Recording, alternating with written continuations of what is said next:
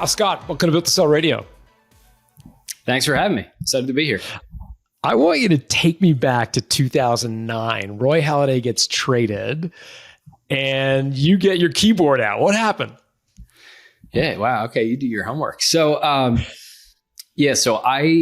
from Philadelphia and I've always been a sports fan and with a big interest in media, had a journalism degree and all that, but I never went the traditional route of journalism. So about 5 years after college, I bounced around in digital marketing, online marketing, affiliate marketing, e-commerce, worked for a publicly traded e-commerce company.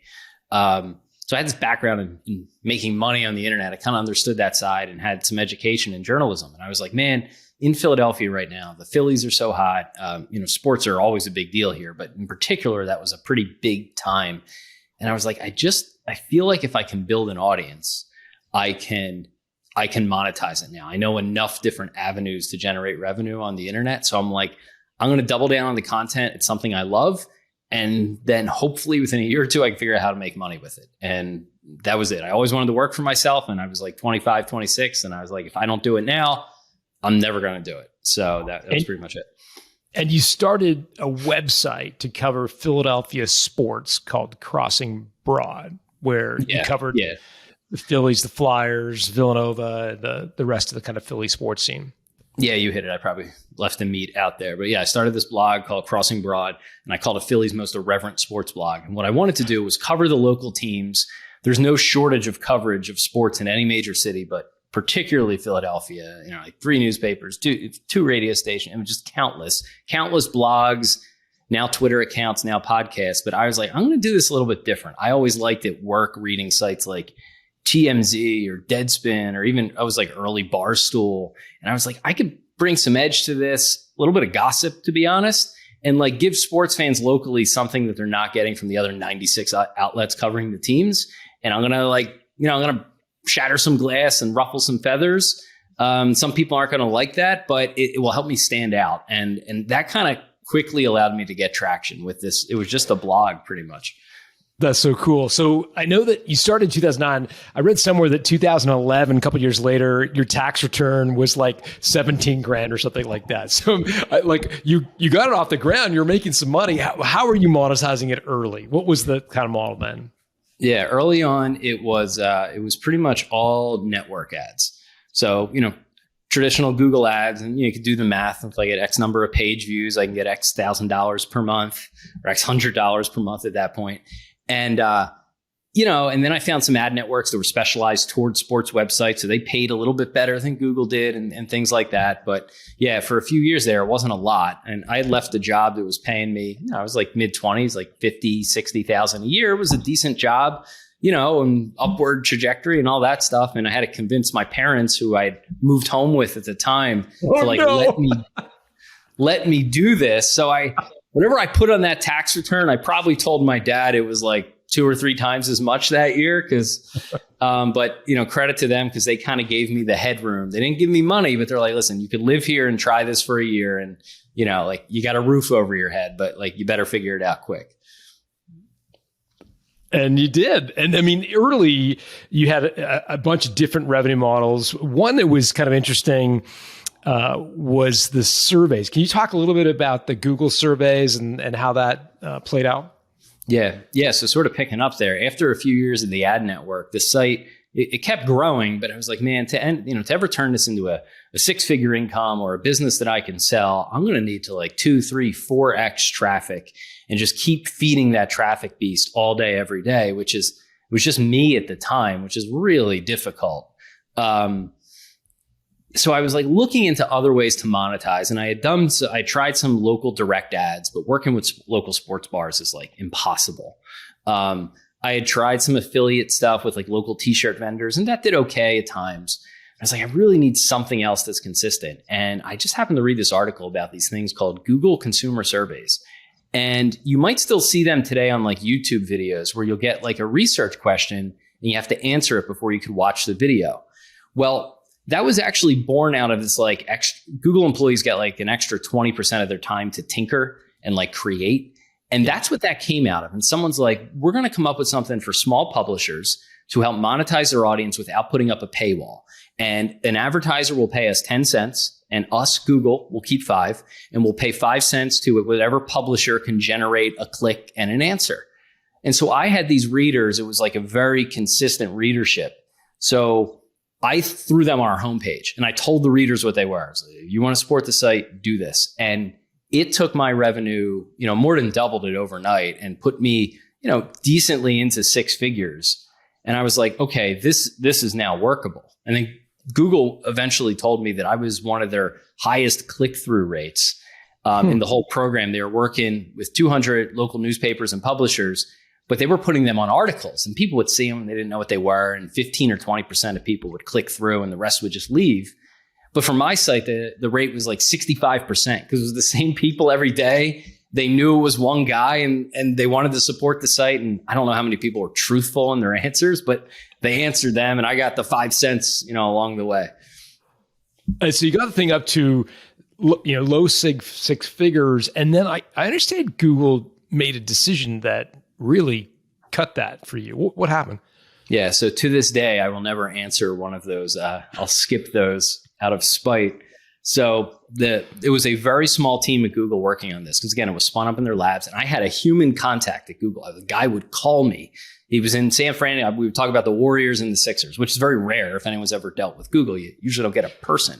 And he called me one day and he's like, listen, we've decided, our company, not us, but our company has decided that we could just put these on our own YouTube videos or in our Android platform because we have audience. So why should we pay out 50% of this 10 cents to publishers? We have eyeballs. And they took, my revenue literally went from, $200 a day, $250 a day. And when it's just me, that was, decent money to, 2 cents, like literally 2 cents overnight. And I just, my wife had just quit her job. We just had a kid. And I was like, shame on me. I had put a lot of my eggs in that basket. It was easy money. And I learned a lot about diversifying revenue after that, but that stung and it was difficult and really frustrating because Google had created that for small publishers. And then they just decided to kind of rug pull the thing. It's a rounding error for them, but a real business for others. What did you do? So you got a kid, brand new baby. You're recently married. I mean, yeah. Wow.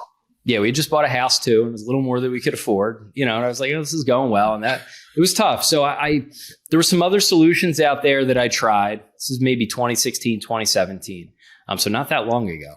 But I was like, I need a business. I can't just rely on other people's money like advertisers. I have to find something where I'm bringing some more value than just eyeballs.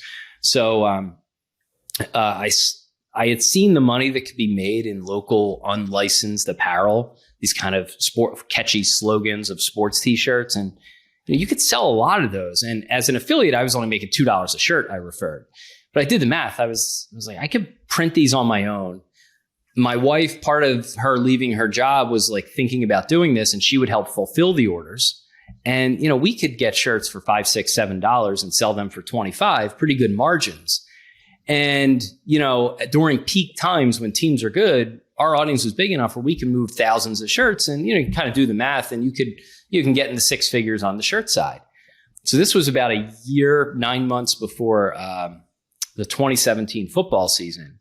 And the Eagles happened to win the Super Bowl that year. So the timing, 2017 was a rough year early in the year, but as the year went on and we were building up this business, it was like, okay, we're replacing this revenue and then some. And then they go on to win the Super Bowl early the next year. And, we sold, well into 5-figure sales and, you're making $15, $20 a shirt. And it was it kind of like saved the business after. What was your most popular T-shirt? What did it say on the front?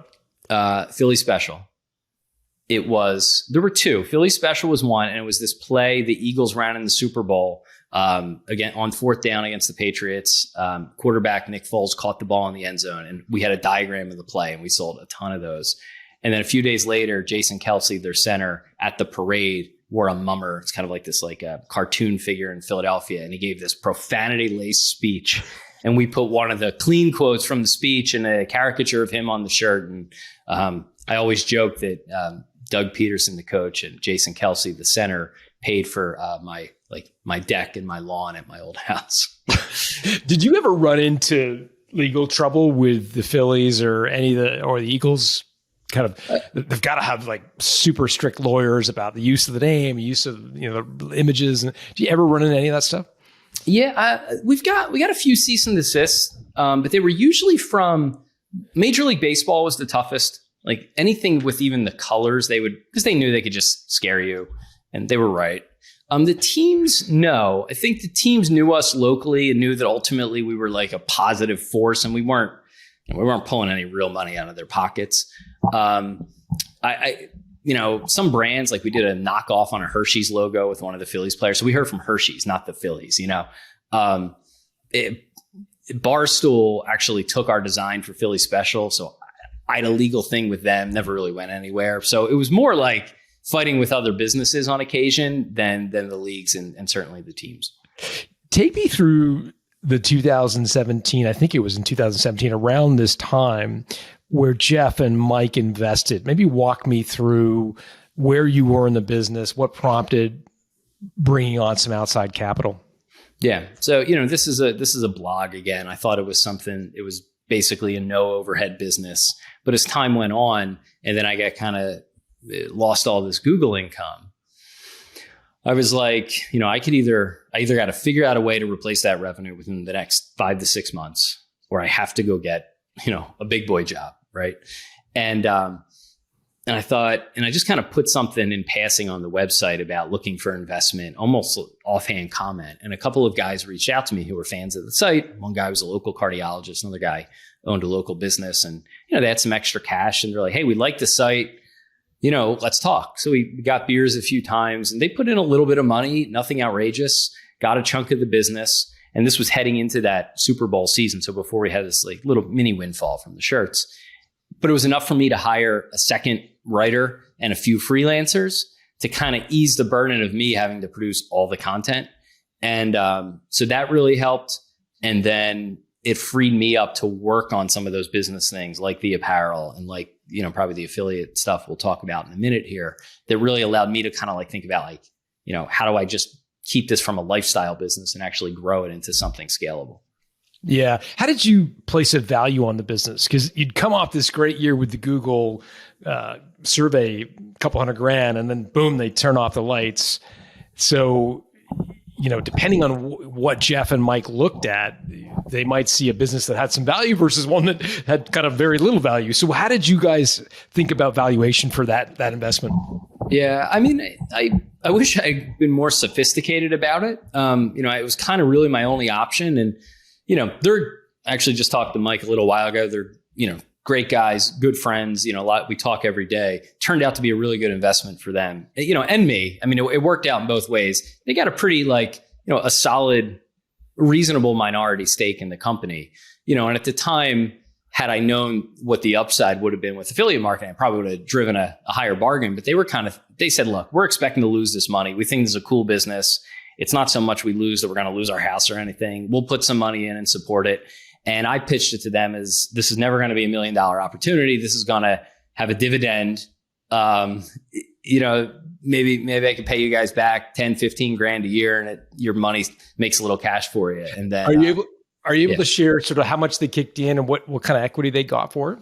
Yeah, they kicked in 5 figures, not 6, and roughly like a quarter of the business at the time. Okay. Kind of redid things along the way, but those are the rough parameters. Yeah, that's super helpful. But it gave you enough to bridge to the apparel.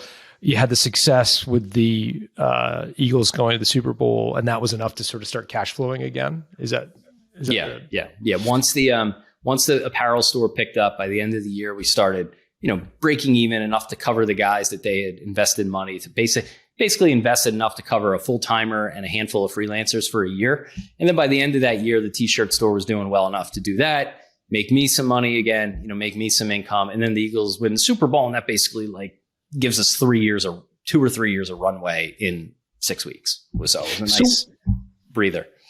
So take me through the shift or the pivot into sports betting. There was a legal change, a change in a federal law, I believe, that sort of opened a whole new revenue stream for maybe for folks listening to this may or may not have any sort of appreciation for sports betting or sort of some of the laws. So walk through for layman what happened in I think it was 2018. Yeah, so it was 2018, and there was this law called PASPA. I forget what it stood for in the Supreme Court. And it basically said, in short, that the only place you could legally gamble on sports was in Nevada, right? And it restricted states from making their own decision. And the leagues and teams had really kind of seen the money coming, and they began to kind of lobby for this behind the scenes. You know, some of them the NFL claimed they didn't want gambling, but they began to lobby for this in New Jersey. Chris Christie in New Jersey actually sort of led the charge here. New Jersey took a case to the Supreme Court, which overturned PASPA. And what that did is it freed up every state to come up with their own sports betting and online sports betting and online casino rules. And just in-person sports betting.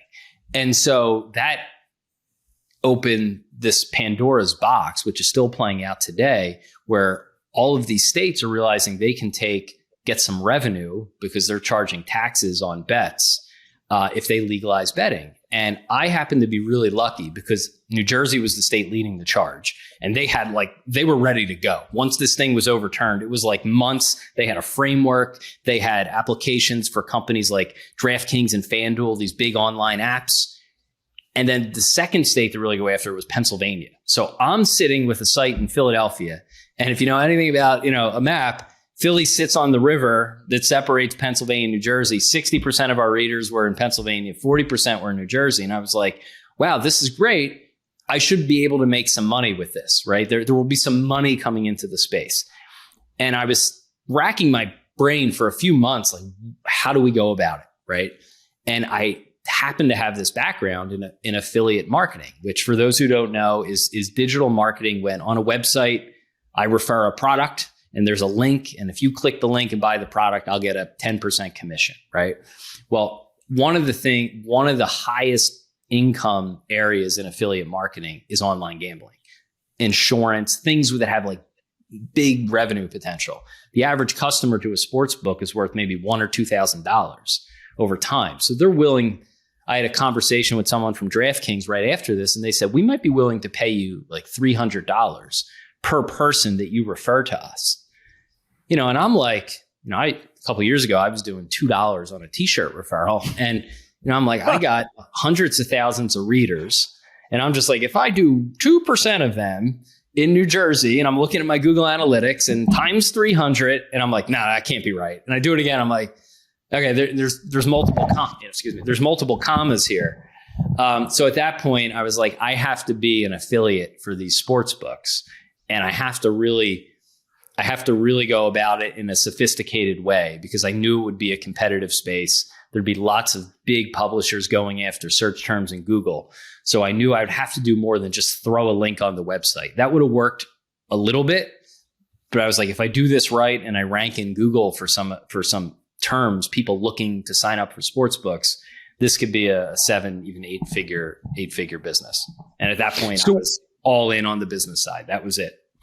So when you say do it right, what do you mean by that? Like, how did you integrate the sportsbook affiliate links to make it work as opposed to what you could have done, which was somewhat of a superficial approach? Sure. So, up until that point, even though I had some writing help at that point, I was still, I woke up every day. It was almost like being a baker. Every day there's so much sports content, and I'd spend 2 hours at the end of the day on the business side, invoicing, looking for an advertiser, a little bit more on the T-shirts. But ultimately, I was like recreating the product every day. And when you do affiliate marketing, DraftKings would say, give me a link. And if I referred someone, I'd get $300. And, we started working with other sports books in the same capacity, similar type terms. And if I just put that on the website at the end of an article and said, hey, if you want to bet and you're in New Jersey, because Pennsylvania hadn't even legalized yet, click here, sign up for DraftKings. And that would have made good money. It would have been our highest income source.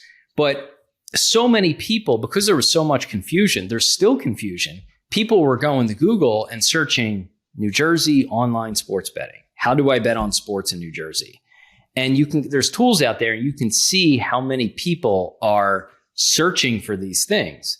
And almost any like how-to or shopping thing that you type into Google, you know, for people who don't know and aren't like internet native, or almost every site there is getting money to refer you to whatever they're writing about. If you're reading a review for a television, some of them do a really good job with the reviews, but at the end of the day, if you click their link and buy that TV or buy that part for your car, they're getting a commission.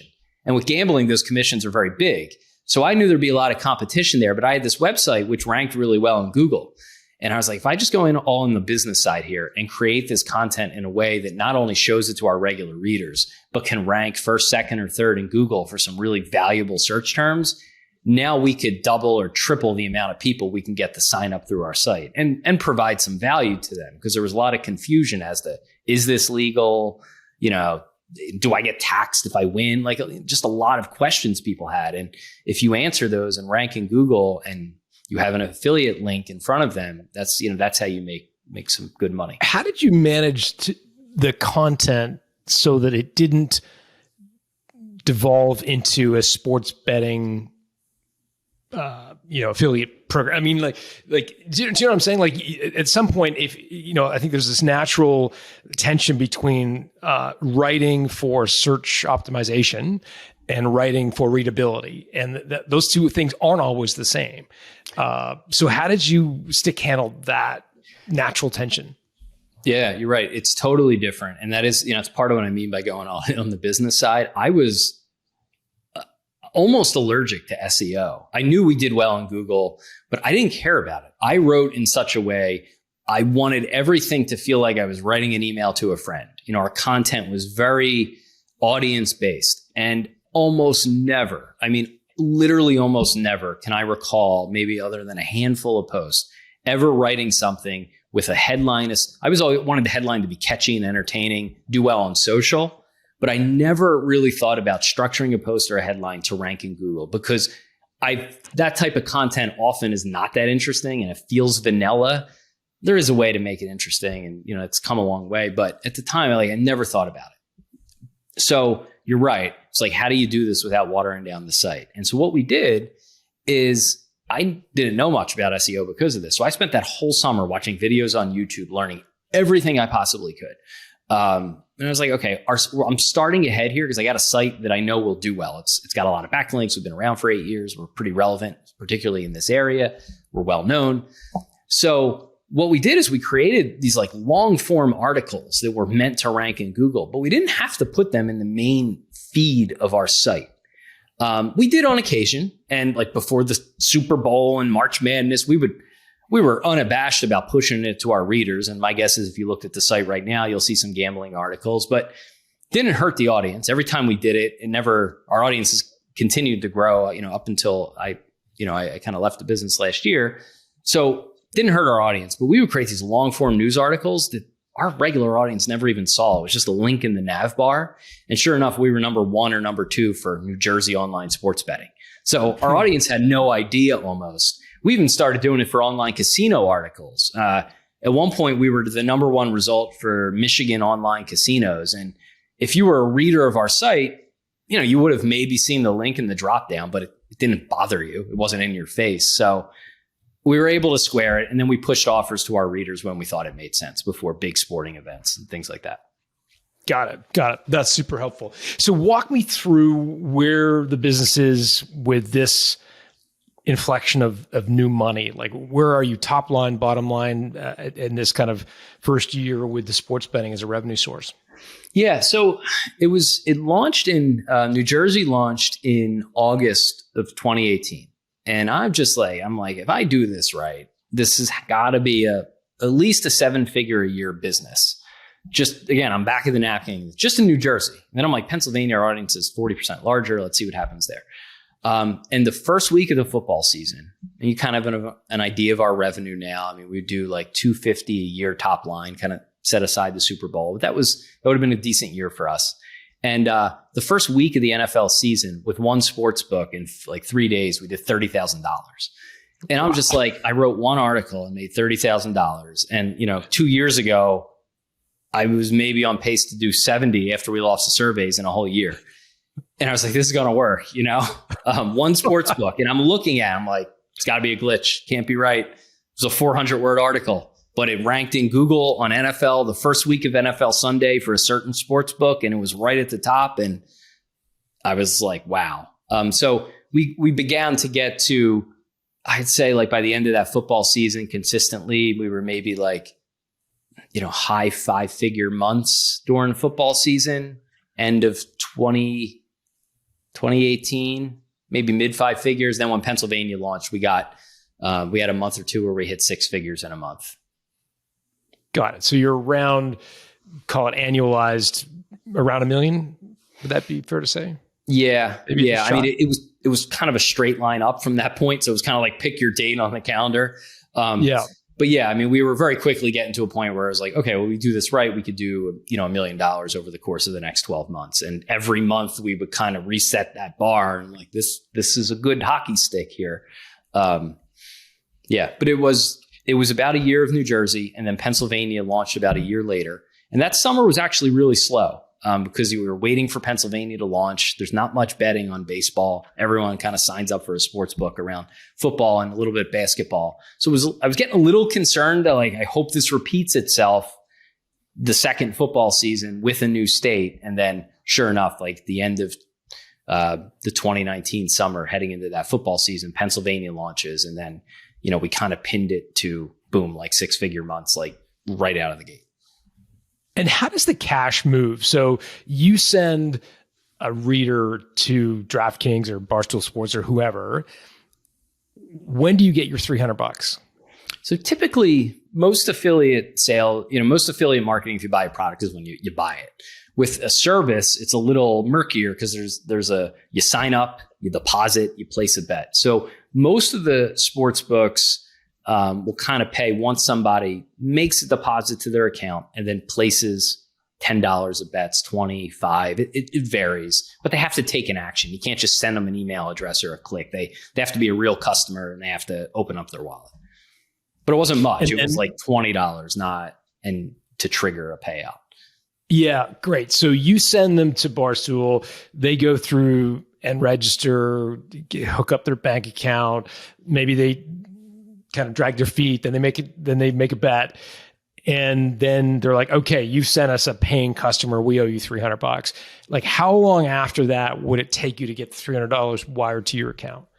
Yeah, just a monthly invoice. So we'd get and most affiliates kind of the same way. You just get a report, usually a daily report, and you can kind of see where you're at. And at the end of the month, you send an invoice and get it. So, pretty quickly, like we started getting some pretty big monthly checks. It was, the first few were kind of like, it kind of took your breath away when you actually saw them. Like, okay, we got a business now, And I wasn't pocketing all this. We hired more people, and we hired some people to write for SEO. We hired a video guy. We got an office. So we were trying to reinvest it, but still, I mean, it upped my income, quite a bit as well. That's awesome. So walk me through what happens next, in particular, the decision to kind of merge with Jason. Like what precipitated that, and maybe walk through the Warwick relationship. Yeah. So right as in 2019 is kind of after the first year in New Jersey, I got a few offers to buy the site, to get the site acquired from couple of European companies that kind of aggregate these, like affiliate marketing publishers.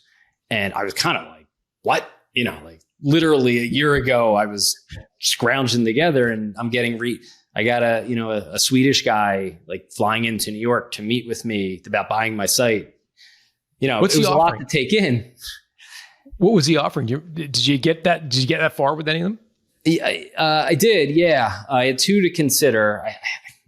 I don't think I can give the specifics, but they were like low 7 figures. I mean, life-changing money, and considering where I had been 18 months earlier, it was very difficult. I mean, I deeply, deeply considered it. And I would have stayed on for a few years and had an earn out and a chance to make more.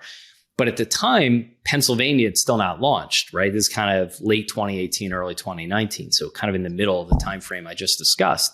And I'm like, geez, I know there's an earnout. We can get more, but I still feel like we're selling ourselves short here. This is early days. Only one state is really fully legalized it, New Jersey.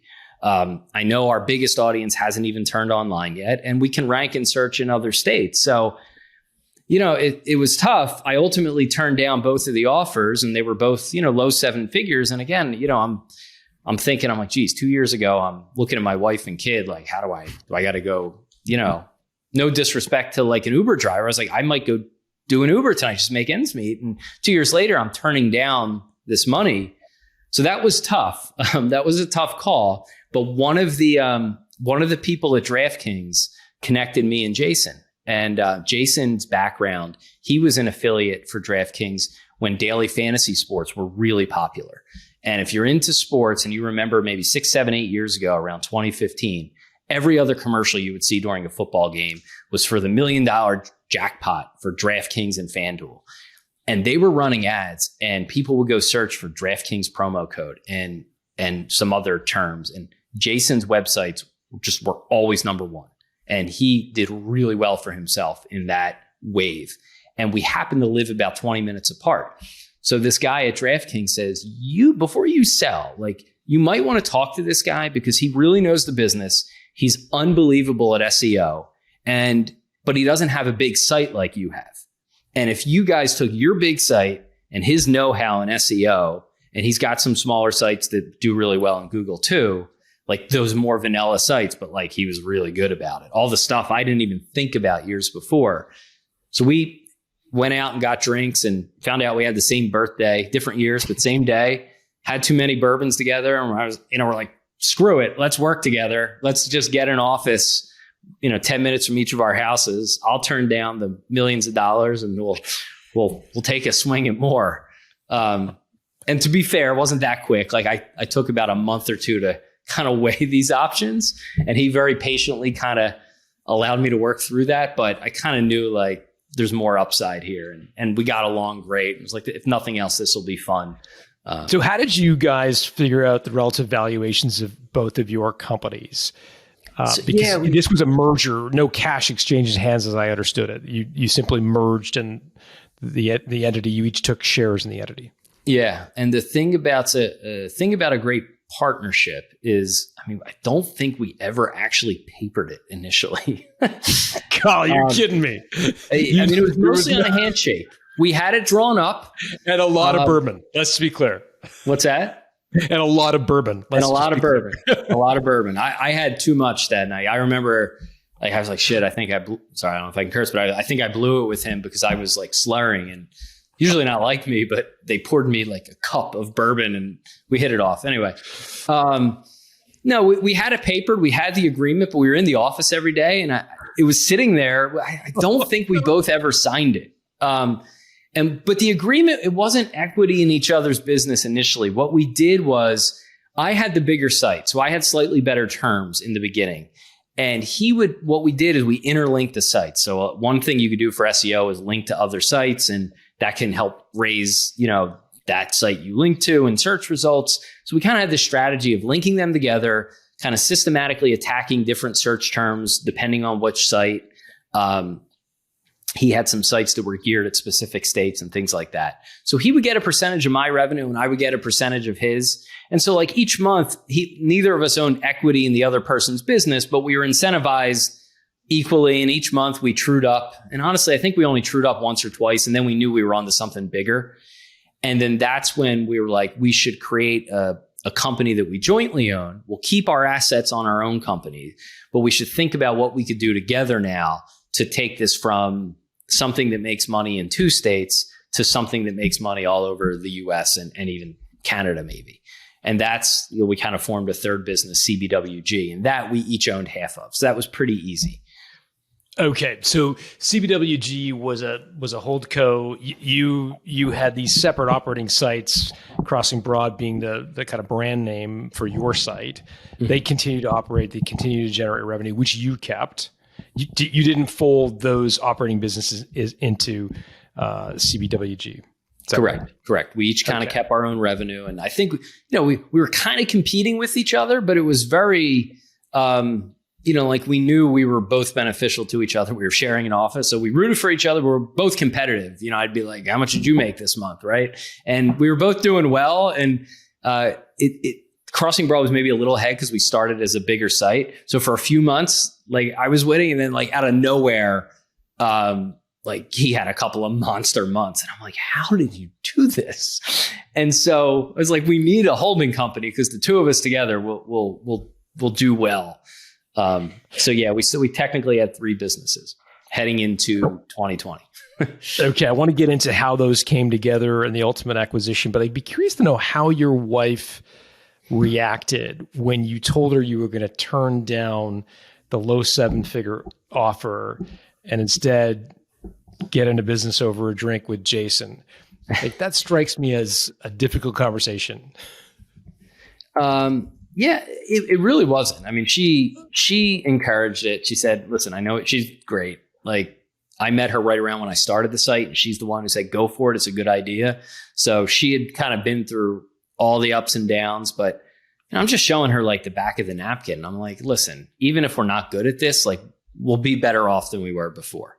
And I like running the business and, all that stuff. So she was great about it. I mean, didn't second guess. I think she actually pushed me. She's like, it seems like you want to go with Jason. Like, just do that. It'll work out. So she was great about it. It was worse for me that following summer before Pennsylvania launched, when things slowed down again. And I was like 6 to 8 months removed from turning down millions of dollars. And we weren't, the summers are slow. I didn't know that at the time. Like you just don't make a lot in the summer. It's a very seasonal business. And I was like, oh man, did I miss my shot? It was harder on me than her, I think, for a few months there. Interesting. Where does it go from there? So how does CBWG become the main company that you were both owning? Like walk me through that. Because right now you've got these separate businesses and then you forged this holdco. Yeah. So what we had figured out, now this is, late through 2019, Pennsylvania had launched, and we saw the playbook in 2 states. And we're like, we know how to go after this in Google. We know how a site that has a lot of readers like Crossing Broad did can monetize that audience really well by putting these offers and links, just in the regular articles and then doing the search component. So we really understood the playbook. And we're like, if Colorado launches sports betting, which they were going to, we know exactly how you can make money in Colorado. We don't have a website that has an audience there, but we know exactly what the playbook is.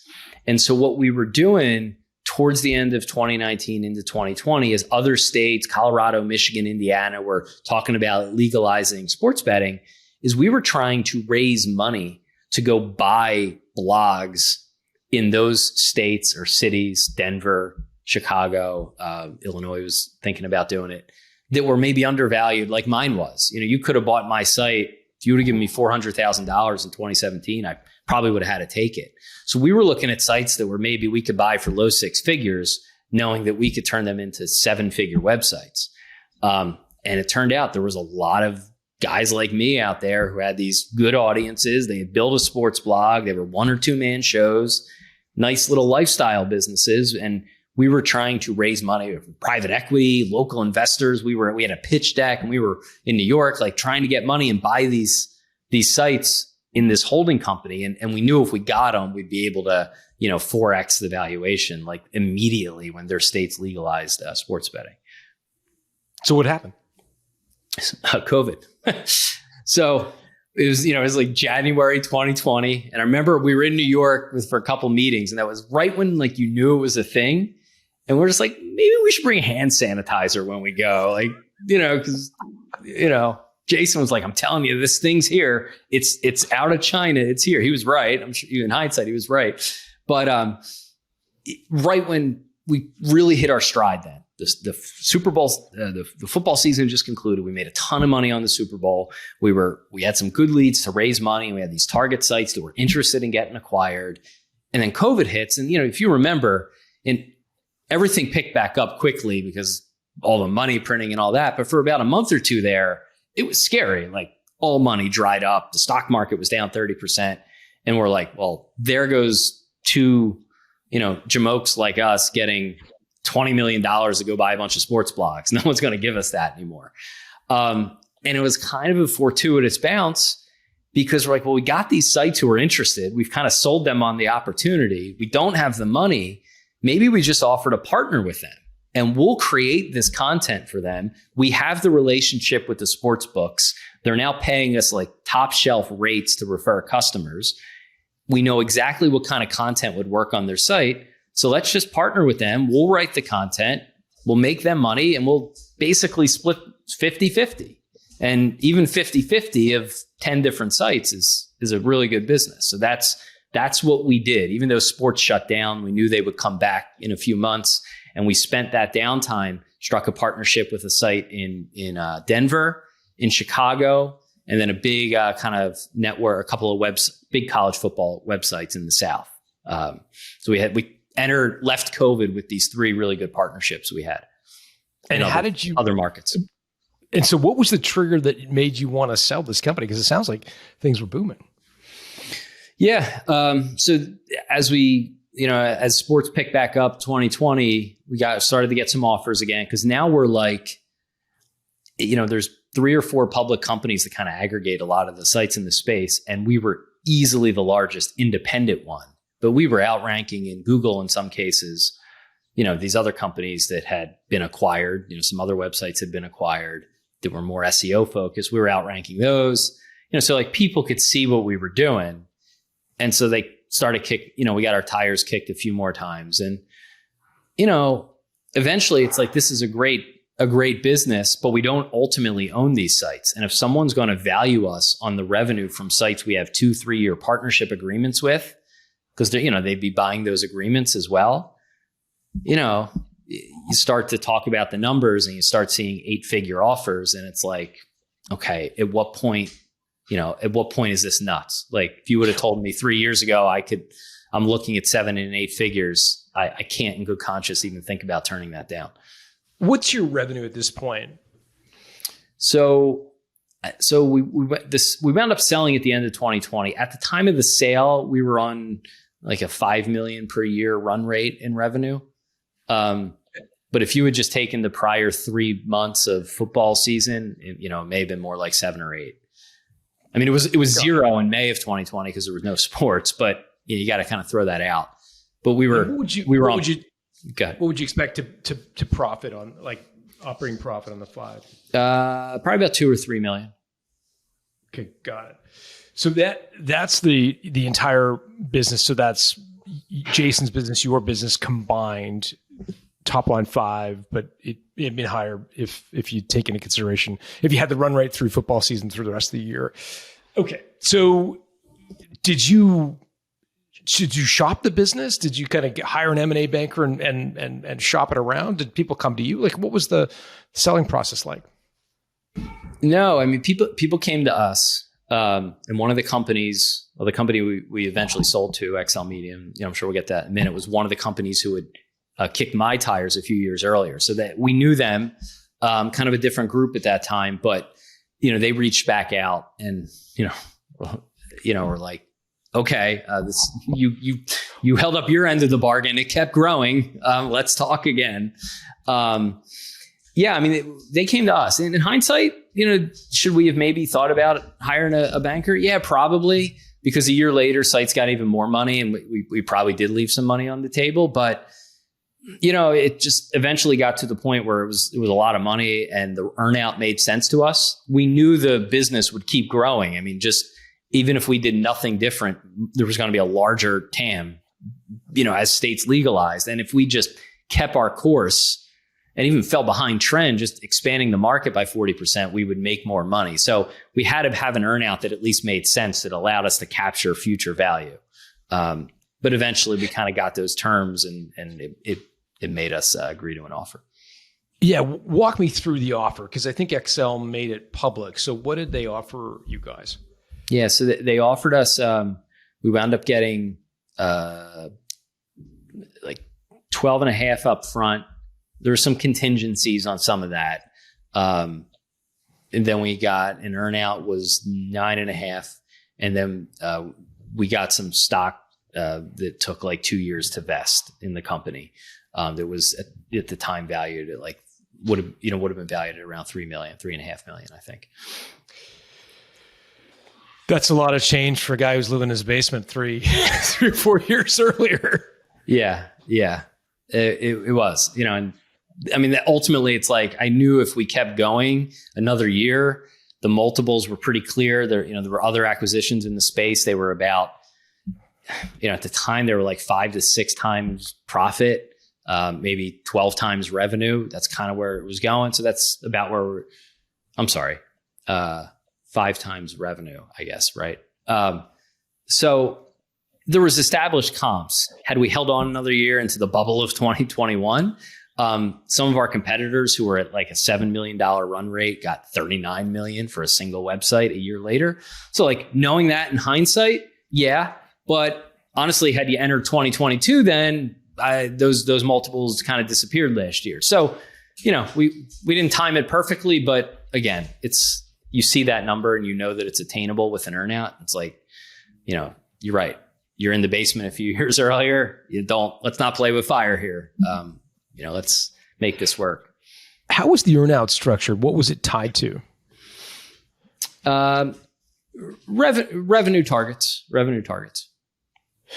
Was there any net revenue? It had to be reasonably profitable revenue. So like gross profit. Okay, gross profit. Yeah. Was there any risk that the legislation that was rescinded in 2018 or overturned could be put back on the books? Was that a risk you and Jason talked about? Because that effectively, if I'm reading it right, would have wiped out the business overnight. I mean, did you guys talk about that at all? Not really. I mean, any company that kicked our tire, that sort of hurt our offers early on because it wasn't clear a state like New York would legalize it. Still not clear Texas or Florida will.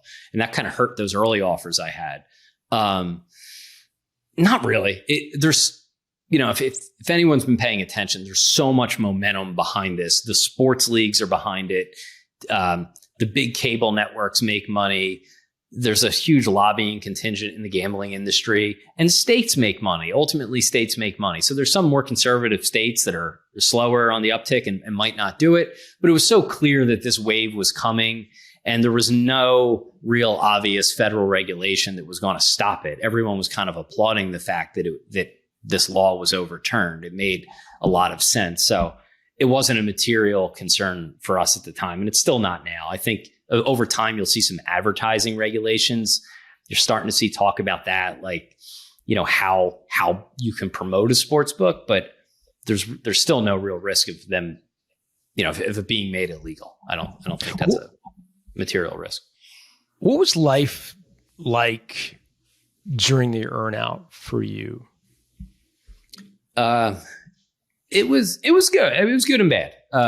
When you're self-employed running a sports blog for 10 years, we had a guest on our podcast who said that they're was it chronically unemployable or something. I forgot. I'm screwing up the phrase, but you kind of get the point.